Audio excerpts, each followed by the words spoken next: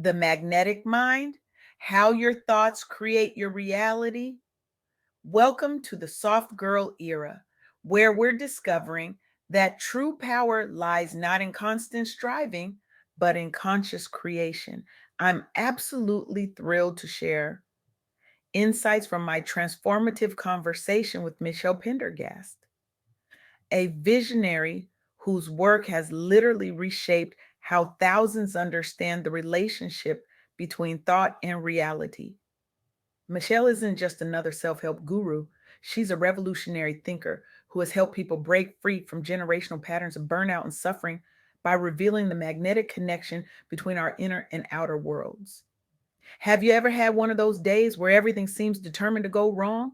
Your alarm fails to go off, traffic is backed up for miles, your coffee spills all over your white shirt, and by 9 a.m., you're absolutely convinced the universe has a personal vendetta against you. Then there are those magical days where everything flows effortlessly. Green lights all the way to work, unexpected compliments from strangers, opportunities materializing out of thin air. What if I told you the difference isn't random chance or cosmic lottery? What if the determining factor is actually you? When I interviewed Michelle Pendergast, she shared something that stopped me in my tracks. We don't attract what we want. We attract what we think about most. Let that sink in for a moment. Really let it percolate. That conversation you've replayed in your mind 17 times since Tuesday, that worry about next week's presentation that's hijacked your thoughts during every shower, that persistent focus on what's missing from your life. These aren't just passing thoughts. They're magnetic forces pulling corresponding experiences towards you with surprising precision. This isn't some woo woo concept reserved for crystal clutching optimists. It's the fundamental architecture of how consciousness interacts with reality. Michelle's insights reveal that we are, at our core, creators, constantly transforming the invisible, our thoughts, into the visible, our experiences. But here's where many of us get stuck in an endless loop of frustration. We've been conditioned to believe our emotions are someone else's responsibility. You made me feel this way. If only they would change, I'd be happy. It's their fault I'm upset. Sound painfully familiar? The truth Michelle illuminates is simultaneously challenging and liberating. No one else is responsible for how we feel.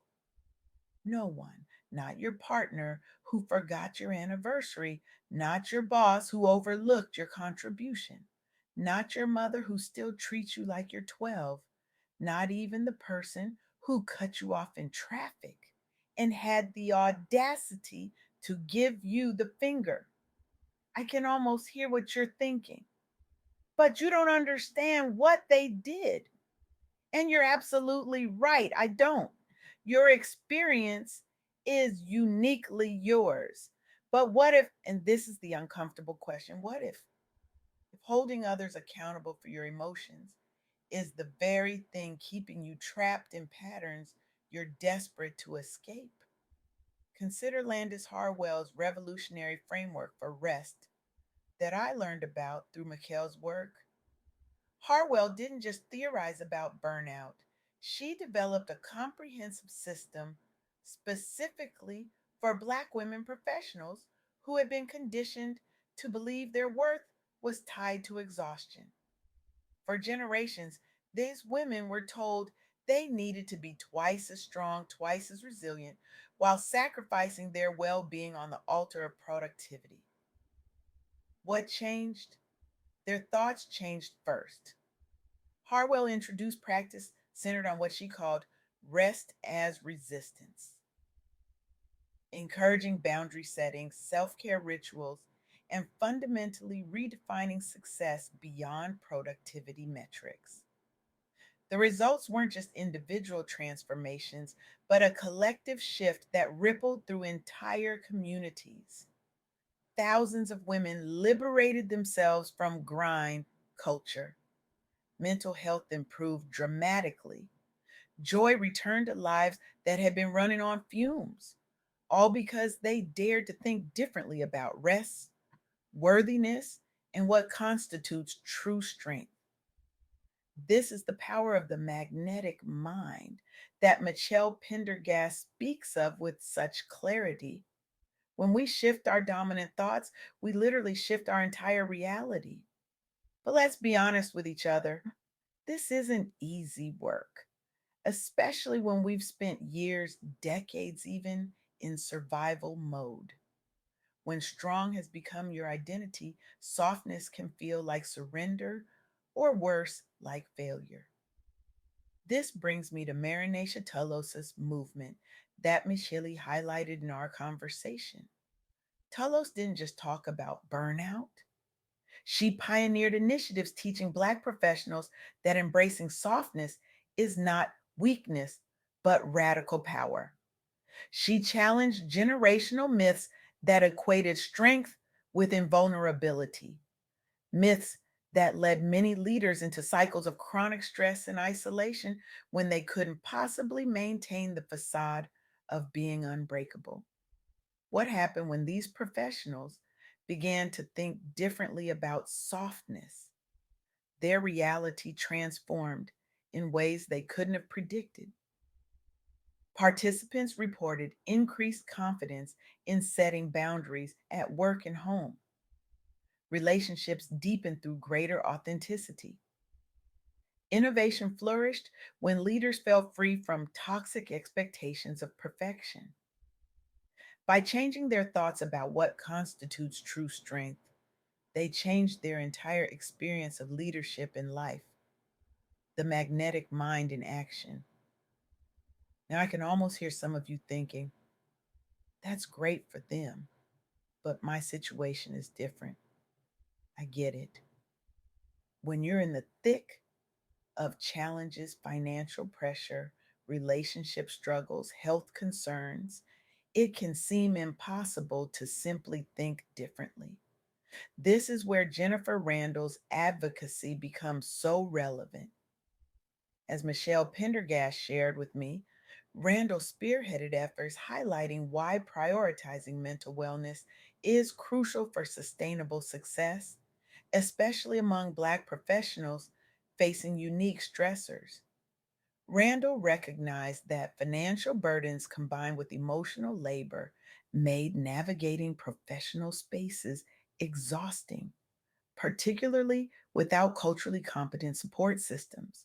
Her solution wasn't to deny these realities, but to advocate for integrating therapy and coaching tailored specifically toward healing while hustling, making wholeness non negotiable alongside career advancement. The outcomes were remarkable. People adopted practical strategies like regular check ins on their emotional state, asking, where is my focus right now? Leading workplaces began offering wellness resources designed by and for Black employees. An entire industry shifted its perspective so that thriving professionally now includes honoring personal well being, not just output. This is the essence of what Michele Pendergast teaches. We are magnetic beings. Our dominant thoughts attract corresponding experiences, and we have the power to redirect that magnetic force at any moment. But here's where many personal development approaches fall short. They tell you to think positive without acknowledging the very real challenges you're facing. They suggest affirmations without addressing the deeper beliefs contradicting those affirmations. Michelle's approach is different. It's not about denying reality, it's about recognizing your power within that reality. It's understanding that while you may not control every circumstance, you absolutely control where you place your attention. And where attention goes, energy flows. Think about it this way. Have you ever bought a new car and suddenly noticed that same model everywhere? The cars were always there. Your awareness shifted. The same principle applies to everything in life. When you focus on lack, you notice more evidence of lack. When you focus on abundance, you begin to recognize the abundance that was always present. This isn't magical thinking, it's selective attention, and it shapes your entire experience of reality. But there's another crucial element to this magnetic relationship between thought and experience: emotional responsibility. For years, many of us have outsourced our emotional well being to others. We've believed that our happiness depends on someone else's behavior. Our peace requires external circumstances to align perfectly. Michele Pendergast challenges this fundamentally disempowering belief. When we make others responsible for how we feel, we surrender our creative power. We become reactive rather than creative. Imagine the freedom that comes with truly understanding that no one else controls your emotional state, not your difficult colleague, not your critical family member, not even the person who genuinely wronged you. This doesn't mean their actions don't matter. It means you reclaim the power to determine how those actions affect your inner state, and by extension, what you continue to attract. This understanding transforms relationships. Instead of demanding others change to make you feel better, you recognize that your feelings are information about where your attention is focused. They're guideposts, not impositions on others. The question shifts from who's making me feel this way to, well, what am I focusing on that's creating this feeling? And here's where the real magic happens. When you take full responsibility for your emotional state, you discover something revolutionary. You are a creator by nature. Your consciousness, your awareness is the most powerful creative force in your personal universe. Through focused thought and intention, you transform the intangible into the tangible every single day. So here's my challenge to you. For the next 7 days, become a scientist of your own consciousness. Notice, really notice where your thoughts habitually go. When you catch yourself in a negative spiral, don't judge it. Just gently ask, is this where I want my magnetic energy focused? Choose one area where you've been seeking external validation or blaming others for your feelings. For 1 week, commit each morning, even if just 5 minutes, to tune inward instead. Ask yourself honestly what you're thinking most about right now. Notice how those thoughts shape your mood. Then intentionally redirect your focus toward what you want more of, not less.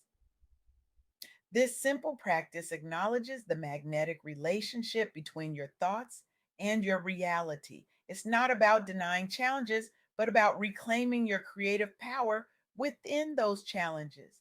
Remember the wisdom from Landis Harwell, Marinacia Tullos, and Jennifer Randall, each showing us different facets of the same truth.